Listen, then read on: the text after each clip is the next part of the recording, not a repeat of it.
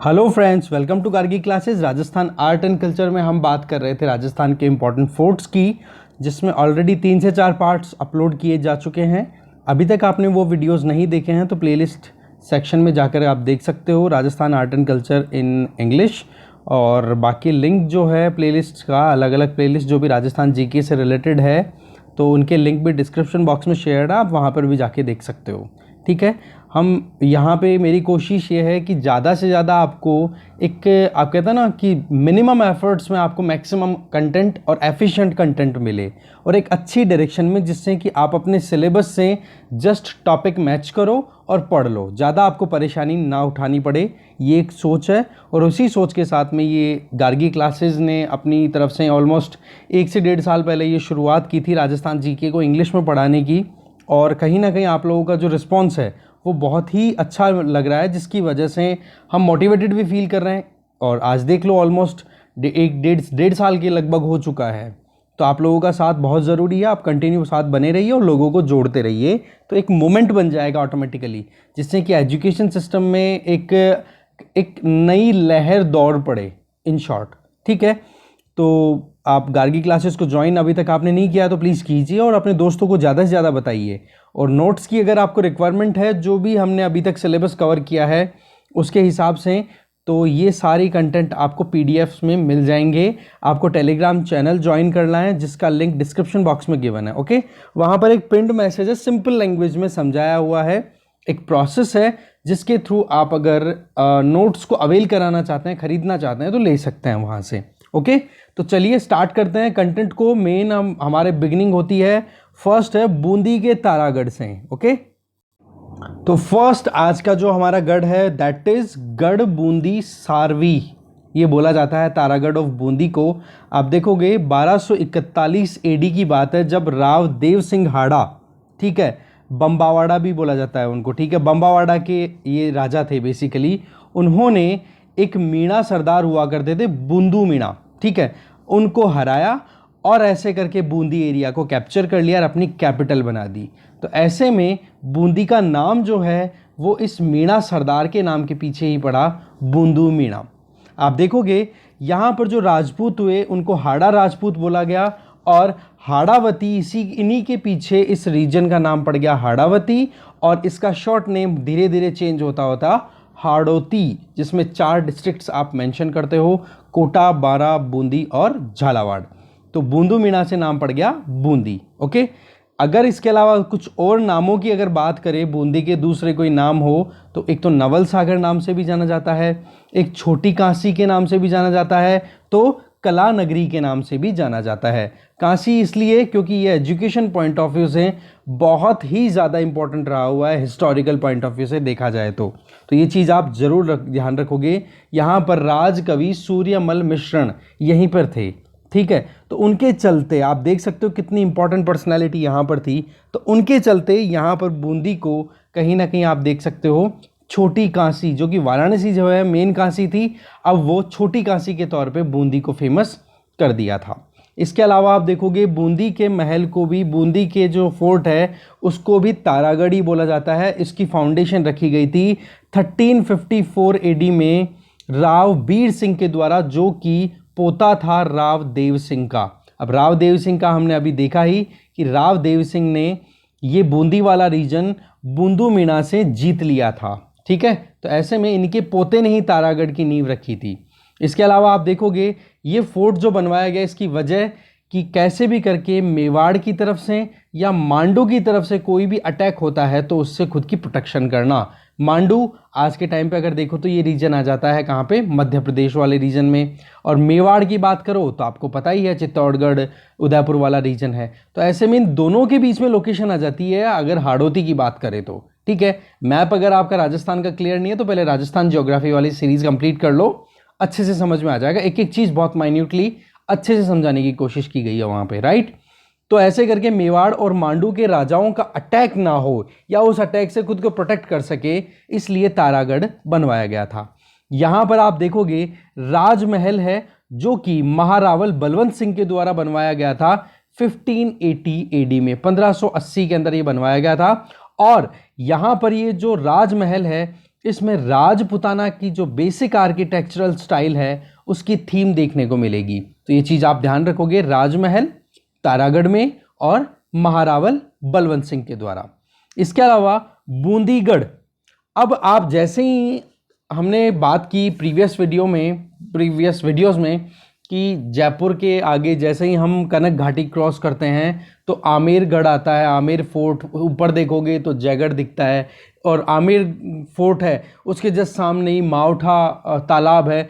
तो एग्जैक्टली वही चीज़ रेप्लिकेट होती हुई दिखाई देगी आपको यहाँ पर भी कि तारागढ़ नीचे एग्जैक्टली आमेरगढ़ की तरह, ठीक है, और उसके जस्ट पीछे आप पहाड़ी पर देखोगे तो एक और गढ़ है, वो है बूंदीगढ़, जो कि आप कहीं ना कहीं जयगढ़ के हिसाब से देख सकते हो। तो ओवरऑल पॉइंट क्या आ गया कि आप, सॉरी मैं उल्टा बता चुका हूं, करेक्ट करो आप थोड़ा, कि आमेरगढ़ जो कि नीचे की तरफ है आमेर में, वो तो उसकी जगह तो है बूंदीगढ़, ठीक है।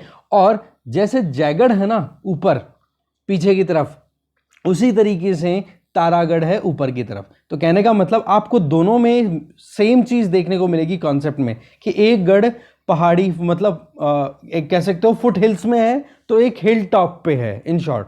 दूसरी तरफ अगर देखो तो मावठा तालाब है, जैसे आमेरगढ़ के पास में, वैसे ही नवल सागर है यहाँ पर बूंदीगढ़ के पास में। तो कुछ रेलेवेंस आपको देखने को मिल रही है, राइट। आगे चलते हैं। इसके अलावा अगर बूंदी के इस तारागढ़ महल की बात, फोर्ट की बात करें तो यहाँ पर एक चित्रशाला है। चित्रशाला मतलब आप पेंटिंग क्लास, पेंटिंग के लिए प्लेस पर्टिकुलरली उसकी बात करें तो वो उम्मेद महल में है, जो कि उम्मेद सिंह, राव उम्मेद सिंह के द्वारा ही बनवाई गई थी। और वो पीरियड था 1749 से 1773 के बीच में, ठीक है। जहाँ पर वॉल पेंटिंग, म्यूरल पेंटिंग जिसको बोला जाता है, वो आप देख सकते हो, फाइनिस्ट क्लास, मतलब बहुत अच्छी क्वालिटी की, और आर्टिस्टिक डेकोरेशन बहुत ज़्यादा है यहाँ पर इस चित्रशाला में। Colonel James Tod, British historian, जो कि आप देखोगे कि एजीजी के तौर पे, एजेंट टू गवर्नर जनरल के तौर पे मेवाड़ में अपॉइंट किया गया था उनको, ठीक है। तो उन्होंने बूंदी के लिए क्या कहा कि राजपुताने में अगर किसी भी राजघराने को अपने महलों पर अगर थोड़ा बहुत भी प्राउड है तो उनको एक बार बूंदी महल को देख लेना चाहिए, तब जाकर के उनको समझ में आएगा कि अगर ब्यूटी की बात करो, सुंदरता की बात करो, तो सबसे सुंदर अगर महल है तो वो बूंदी का महल है। ये स्टेटमेंट्स हैं कर्नल जेम्स टॉड के। इसके अलावा आप देखोगे यहाँ पर आर्किटेक्चरल एक्टिविटीज़ ज़्यादातर जो कंडक्ट कराई गई वो राव रतन सिंह के टाइम पे, राव सुरजन सिंह के टाइम पे, अनिरुद्ध सिंह के टाइम पे और उम्मेद सिंह के टाइम पे। तो ऐसे में आपको इनडायरेक्टली एक चीज़ पता पड़ गई कि यहाँ पर इंपॉर्टेंट कौन कौन से रूलर्स का रूल रहा। और बाकी हड़ाओं की history dynasty point of view से हम ऑलरेडी देख चुके हैं, तो ज़्यादा कुछ आपको बताने की ज़रूरत नहीं है, क्योंकि हिस्ट्री में ये चीज़ कवर्ड है। हिस्ट्री की भी एक अलग से प्लेलिस्ट बनी हुई है, देख सकते हो, डिस्क्रिप्शन बॉक्स में लिंक भी दिया हुआ है, तो वैसे भी प्लेलिस्ट सेक्शन में जाके आराम से देख सकते हो। इसके अलावा आप देख सकते हो यहाँ पर एक जाइगेंटिक मार्बल पिलर है, एक बहुत बड़ी बुर्ज है जो कि मार्बल से बनी हुई है, ठीक है। उसको बोला जाता है उमर बासनी, ठीक है, उमर बसनी, नाम याद रखेंगे। उमर बसनी कहाँ पर है तो ये तारागढ़ में है, जो कि मार्बल से बना हुआ बहुत बड़ा एक पिलर है। इसके अलावा यहाँ पर रानी जी की बावड़ी भी है, जो कि रानी नाथावत जी के द्वारा बनवाई गई थी। जो कौन थी? राजा अनिरुद्ध जो थे ना, राव अनिरुद्ध सिंह, उनकी रानी थी ये, ठीक है। उनके द्वारा 1699 में बनवाया गया था ये रानी जी की बावड़ी। और इसी हाथ में, इसी लगे हाथ आपको बता दूं कि बूंदी को सिटी ऑफ स्टेप वेल्स भी बोला जाता है, मतलब बावड़ियों का शहर बूंदी, ठीक है। इसके अलावा यहाँ पर मावली की बावड़ी भी है, व्यास बावड़ी भी है, श्याम बावड़ी भी है। तो ये कुछ और इंपॉर्टेंट बावड़ियाँ भी यहाँ पर आपको देखने को मिलेगी। इसके अलावा शहरपना, जीव रक्षा महल, सुख महल, ऐसे ही 84 पिलर्स की कैनोपी, 84 खंभों की छतरी कहाँ पर है? बूंदी में। तो ये कुछ important architecture point of view से लोकेशन, कुछ बिल्डिंग्स, वो हमने साइट्स, वो हमने देखी बूंदी के हिसाब से। अब चलते हैं नेक्स्ट फोर्ट पे। नेक्स्ट फोर्ट आ जाता है नागौर फोर्ट। नागौर फोर्ट की अगर बात करें तो एंशिएंट नाम देखो नागौर का अहीपुर भी रहा है तो अहीछत्रपुर भी रहा है, तो नागपट्टन भी रहा है तो नागदुर्ग भी रहा है, तो नागना भी रहा है। ये नाम है डिफरेंट डिफरेंट नागौर के, तब जाकर के नागौर नागौर नाम पड़ा। ये एक तरीके का धानवन दुर्ग है, दैट मीन्स डेजर्ट फोर्ट है। चारों तरफ आप देखोगे तो मिट्टी ही मिट्टी। अहीछत्र की अगर बात करो, अहीछत्रपुर जो था वो महाभारत काल पे, जब महाभारत हुई थी ना, ठीक है, कौरवों पांडवों का जो युद्ध हुआ था उसके पहले का जो टाइम था, वो टाइम आप देखोगे कि उस टाइम पर जांघल प्रदेश की कैपिटल हुआ करती थी अहीछत्रपुर। ठीक है, ये बहुत इंपॉर्टेंट पॉइंट है। और यहाँ पर नागौर फोर्ट की अगर इंपॉर्टेंस देखें तो ये कहीं ना कहीं जब महाभारत बैटल होने वाला था उसके पहले राजा द्रुपद को अर्जुन ने हराया था, ठीक है, बैटल में, और इस फोर्ट को अर्जुन ने गिफ्ट कर दिया था अपने गुरु द्रोणाचार्य को। तो ये चीज़ आप ध्यान रख सकते हो, ये भी एक हमारी माइथोलॉजी से रिलेटेड बहुत इंपॉर्टेंट एक फैक्ट है। महाभारत एरा के टाइम की बात है, महाभारत पीरियड के टाइम की बात है। आगे देखते हैं। इसके आगे देखें कि नागौर फोर्ट जो आज करंट पोजीशन में हम देखते हैं उसकी फाउंडेशन किसने रखी, तो सोमेश्वर चौहान, पृथ्वीराज चौहान थर्ड के पिता थे सोमेश्वर चौहान। उन्होंने 1154 एडी में इस रीजन में एक इम्पॉर्टेंट लोकेशन होने के चलते, क्योंकि उस टाइम पे जांगल प्रदेश वाला ये जो रीजन था, नागौर वाला रीजन, इसको सपादलक्ष नाम से जाना जाता था। ठीक है, तो सपादलक्ष की कैपिटल हुआ करती थी अहीछत्रपुर। ठीक है, तो ऐसे में उस टाइम पर एक कह सकते हो कि डिफेंस या सिक्योरिटी पॉइंट ऑफ व्यू से ये नागौर फोर्ट फाउंड किया गया था, अगर करंट नागौर फोर्ट की अगर बात करें। बाकी नागौर रीजन से रिलेटेड फैक्ट्स हमने ऑलरेडी कुछ देखे प्रीवियस स्लाइड्स पे। इसके अलावा आप देखोगे कि ये माना जाता है कि ओरिजिनली, मतलब इस फोर्ट को डेवलप करना, पूरा आज की जो स्ट्रक्चर आपको देखने को मिलती है मोर और लेस उस अप्रोच तक तैयार करवाना, एक तो वो चीज़ है। एक होता है कि शुरुआत किसने की एक छोटी सी बिल्डिंग बनवाने की, तो ओरिजिनली ये माना जाता है कि नाग डायनेस्टी के किंग्स के द्वारा 4th सेंचुरी में नागौर फोर्ट को फाउंड करवा दिया गया था, मतलब नींव लगा दी गई थी। इसके अलावा आप देख सकते हो कि नागौर की इंडिपेंडेंट हिस्ट्री की बात करें, नागौर कब एक इंडिपेंडेंट स्टेट के तौर पे एग्जिस्टेंस में आता है, तो वो है 1400 में, जब यहाँ का सुल्तान बनता है फिरोज खान। ये बहुत इंपॉर्टेंट फैक्ट है, ध्यान रखेंगे कि पहली बार नागौर एक, या तो फिर पहले क्या था, जांगल प्रदेश, मतलब बीकानेर वाला रीजन, गंगानगर वाला रीजन, ठीक है, चूरू, ये सारा कंबाइन होकर के फिर उस टाइम कंसिडर हुआ करता था।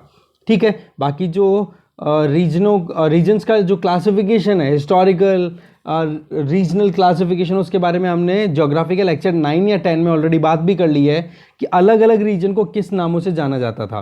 तो पॉइंट यहाँ पर जो हमारे लिए दैट इज कि नागौर जो है वो इंडिपेंडेंट एग्जिस्टेंस को कब गेन करता है, 1400 एडी में। आप देखोगे महाराणा कुंभा ने भी अटैक किया था यहाँ पर, और 1467 में वो अटैक हुआ था, और अटैक की एक कह सकते ना कि जीत के तौर पर एक सिंबल लेके गए थे, वो था नागौर फोर्ट से हनुमान जी की मूर्ति ले जा करके और कुंभलगढ़ में इंस्टॉल करवाना। ये चीज़ हमने पहले भी देखी थी राणा कुंभा के बारे में जब बात की थी, क्योंकि राणा कुंभा मेवाड़ केसरी जिन्होंने बहुत इंपॉर्टेंट आर्किटेक्चरल एक्टिविटीज़ परफॉर्म करवाई थी, उनके बारे में हम ऑलरेडी देख चुके हैं। आप यहाँ देखोगे अकबर के द्वारा एक मॉस्क बनवाई गई थी, और अकबर ने यहाँ पर 3 मैरिजेस भी ऑर्गेनाइज की थी। ये भी एक इंपॉर्टेंट चीज़ है कि 3 शादियाँ यहाँ पर की थी अकबर ने इसी फोर्ट में। इसके अलावा नागौर फोर्ट की बात करो तो वीर अमर सिंह, उनके नाम पे एक छतरी भी है यहाँ पर, दरगाह है, अतर की नाम के जो सूफी संत थे उनकी दरगाह भी है, ज्ञानी तालाब भी है यहाँ पर वरमाया नाम से देवी हैं, उनका मंदिर भी है। ऐसे ही वंशी वाला मंदिर भी नागौर फोर्ट में लोकेटेड है। नागौर फोर्ट की अगर बात करो तो ग्लोरी की बात की जाए और उसमें यूँ देखा जाए कि गोल्डन पीरियड कौन सा था, पिनेकल पे कब थी नागौर की ग्लोरी, तो उस टाइम थे राजा उदय बख्त सिंह। उनके टाइम पे नागौर फोर्ट की जो चर्चे थे वो दूर दूर तक हुआ करते थे। ठीक है, आगे नेक्स्ट फोर्ट पे चलते हैं। नेक्स्ट फोर्ट की बात करें तो भरतपुर का लोहागढ़ फोर्ट, इसकी बात करेंगे तो आप देखो इसको बनवाया गया था महाराजा सूरजमल के द्वारा 1732 अब आपको पता होगा, अगर आपने मॉडर्न हिस्ट्री पढ़ी है, मॉडर्न हिस्ट्री से जस्ट मुगल डायनेस्टी जब कोलैप्स होना शुरू होती है 1707 में, जब औरंगजेब की डेथ होती है, तो उसके बाद में मुगल डायनेस्टी बिल्कुल कोलैप्स होना शुरू हो जाती है। तब इंडिपेंडेंट स्टेट्स में से एक जाट स्टेट भी निकल के आता है, और वो था भरतपुर के जाट। ठीक है, तो उसमें महाराजा सूरजमल, अफलातून, जिनके बारे में हमने ऑलरेडी हिस्ट्री में पढ़ लिया है, उन्होंने इस टाइम पे लोहागढ़ की नींव डाली थी। आप देखोगे यहाँ पर एक बहुत इम्पॉर्टेंट आप कह सकते हो एक मॉन्यूमेंट है, जिसको बोला जाता है चौबुर्जिया। ठीक है, चौबुर्जिया बोला जाता है, जो कि एक कच्ची गढ़ी है, मतलब एक उठी हुई प्लेटफॉर्म है। ठीक है, जिसको बनवाया गया था मतलब आप देखोगे खेमकरण के द्वारा बनवाया गया था, जो किसका बेटा था, रुस्तम जाट का। ठीक है, और ये आज जहाँ पर लोहागढ़ बना हुआ ना, उस जगह पे केवल ये चौबुर्जिया ही हुआ करता था, खेमकरण के द्वारा बनाया हुआ, जो कि रुस्तम जाट का बेटा था। पर उसकी जगह फिर बाद में, वो तो है ही अभी एज इट इज़, और फिर उसके आसपास में फिर फोर्ट को और डेवलप करवा दिया गया था बाद में महाराजा सूरजमल के द्वारा।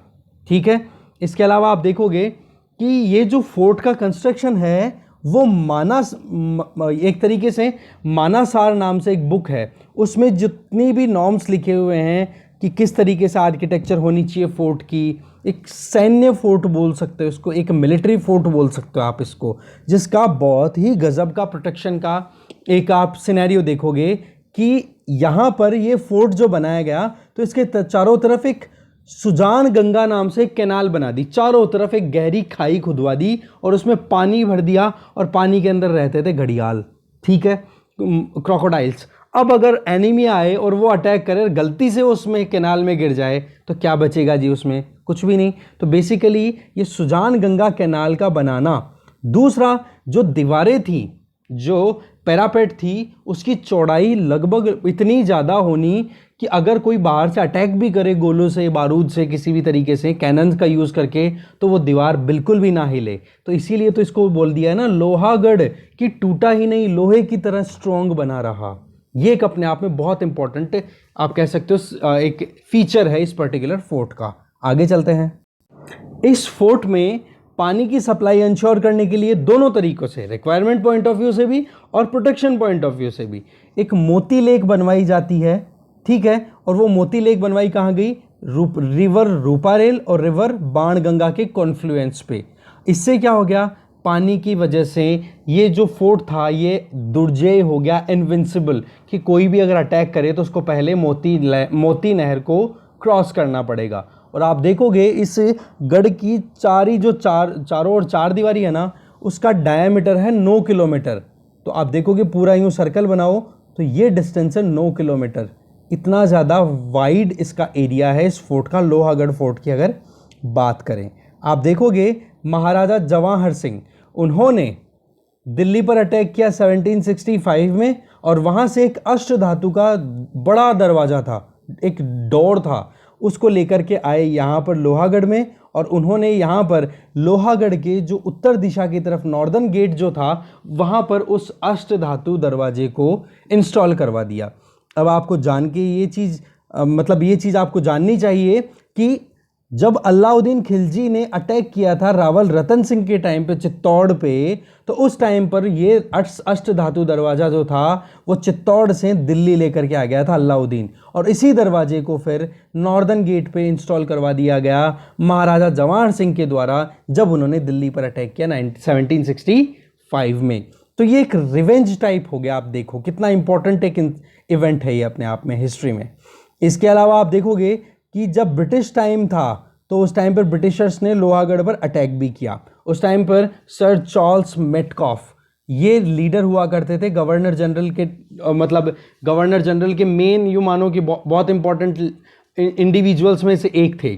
तो उन्होंने जब अटैक किया यहाँ पर लोहागढ़ पे आके, तो बिल्कुल पास नहीं कर पा रहे थे इस गढ़ को। होता क्या था, गोले चलाए जा रहे हैं और गोले जाकर के चौड़ी चौड़ी मिट्टी की दीवारों में जाकर के धंस जाते, और धंसने के बाद में आपको पता ही है कि मिट्टी में अगर गोला धंस गया तो ब्लास्ट तो करेगा नहीं, वो एज इट इज़ लगातार इतने गोले दागे कि कुछ भी फर्क नहीं पड़ा।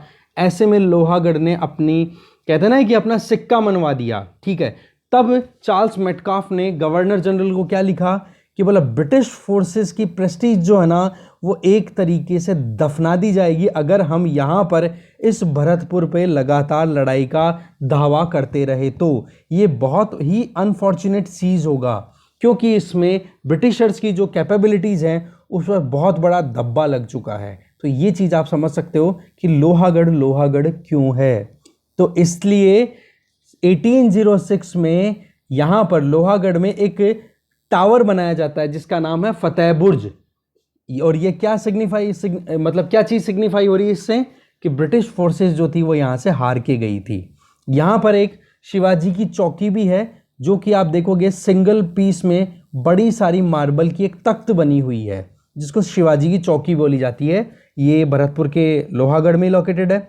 इसके अलावा यहाँ पर गौतम बुद्ध का भी एक स्टोन का स्टैचू है, मूर्ति है, जो कि अभय मुद्रा में है, कुषाण काल की, कनिष्क के टाइम पे। आपको पता ही है कि बहुत इंपॉर्टेंट इंसिडेंट हुए थे या फिर बहुत इंपॉर्टेंट इवेंट्स के बारे में हम पढ़ते हैं जब भी कुषाणों के हिस्ट्री पढ़ते हैं बुद्धिज्म पॉइंट ऑफ व्यू से, ठीक है। साथ में एक मुखी शिवलिंग भी यहाँ पर लोकेटेड है।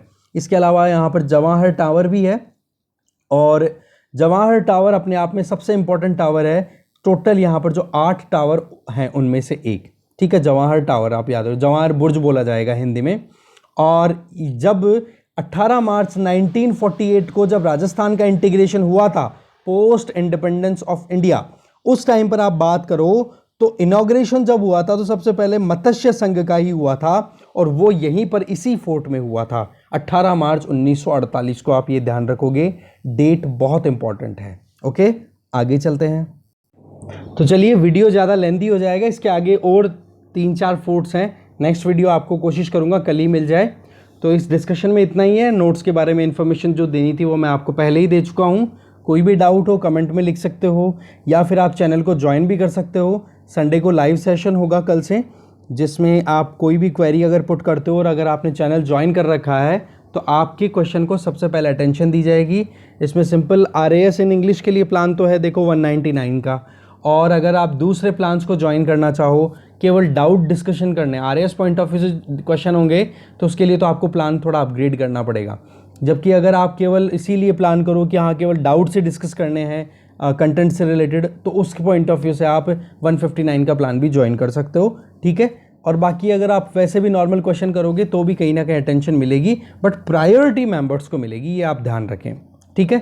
इस डिस्कशन में इतना ही है। Thank you very much for watching this video.